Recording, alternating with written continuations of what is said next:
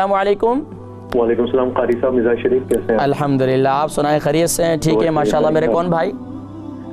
जी कारी साहब, मैं शहजाद बात कर रहा हूँ मैनचेस्टर से।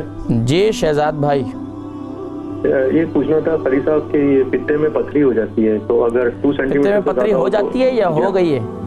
जी, पित्ते में पथरी हो जाती है या हो गई है?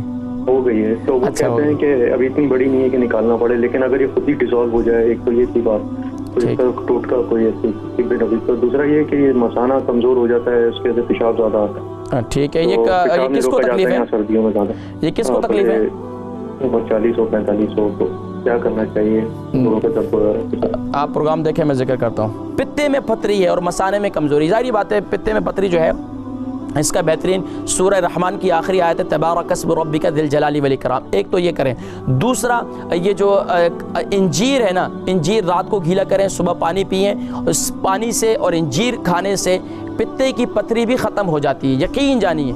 पित्ते की पथरी और जिगर की गर्मी, ये सब इससे ख़त्म हो जाती है। मसाने की कमज़ोरी इससे ख़त्म हो जाती है, मसाने की गर्मी ख़त्म हो जाती है, किसी को कतरों की शिकायत हो तो वो ख़त्म हो जाती है।